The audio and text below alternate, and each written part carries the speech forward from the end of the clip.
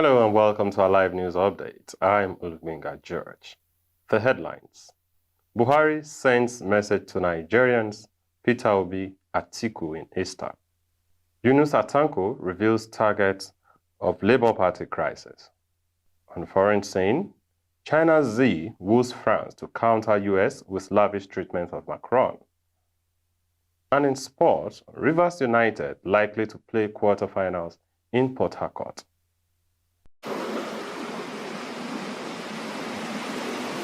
This is Alive TV.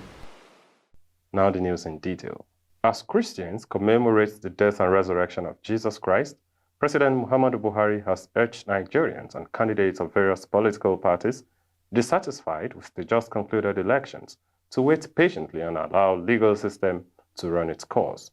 Recall that the Labour Party presidential candidates Peter Obi and People's Democratic Party flag bearer Atiku Abubakar are challenging the victory of President-elect Bola Tinubu. In his Easter message on Friday, April 7, 2023, Buhari urged all Nigerians to continue to be confident and believe strongly in the country for better seasons ahead. Buhari also expressed appreciation to Nigerians for electing him in 2015 and 2019 and for the rare privilege of serving them. He noted that the successes being recorded in different areas like security, economy, infrastructure, and others were made possible because of the support of Nigerians. The spokesperson of the Labour Party Presidential Council, Tanko Yunusa, has revealed the target of the crisis rocking the party. According to Yunusa, the crisis rocking the party's leadership is not targeted at the embattled national chairman Julius Abure, but targeted at the party's presidential debate candidate Peter Obi. Newsmen had earlier reported that police operatives on Thursday took over the national headquarters of the Labour Party located in Utaku district near the Federal Capital Territory office. The secretariat was sealed moments after 7 members of the National Working Committee of the party allegedly announced the National Vice Chairman, South, Lamidi Bashir Apapa, as the acting chairman of the party. Yunusa, during a live television interview monitored by Alive News, said the crisis in the party is orchestrated to frustrate Obi, who is in court to challenge Bola Tinubu's victory at the February 25th election. And now on the foreign scene, China's Xi Jinping has given French President Emmanuel Macron an unusually lavish welcome on a state visit, which some analysts see as a sign of Beijing's growing offensive to woo key allies within the European Union to counter the United States.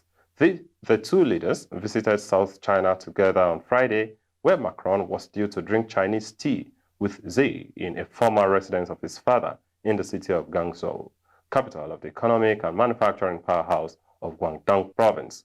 Such forays by Xi with visiting leaders are rare. Diplomats say it underlines the importance Beijing attaches to this relationship with a key member of the European Union as it looks for support against what Xi has called all-round containment, encirclement, and suppression by the United States.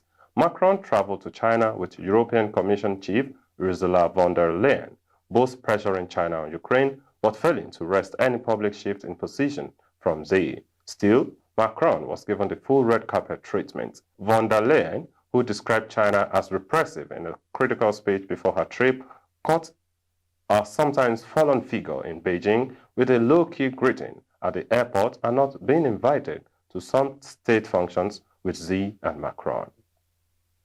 And finally, in sports, the first leg of the quarter-final CAF Confederation Cup match between Tanzania's Young Africans and Rivers United of Nigeria on April 23 might be played in Port Harcourt instead of Uyo. Ahead of the Rivers United versus Young Africans clash, a delegation of the Confederation of African Football inspected the home ground of the Nigerian team at Dokiye Amesiamaka Stadium in Port Harcourt on Thursday. The inspection team was said to be pleased with the upgraded facilities, especially the pitch. CAF reportedly exiled Nigerian champions to Uyo for their continental campaign because the Nigerian Football Federation allegedly took too long to answer a request for stadium inspection.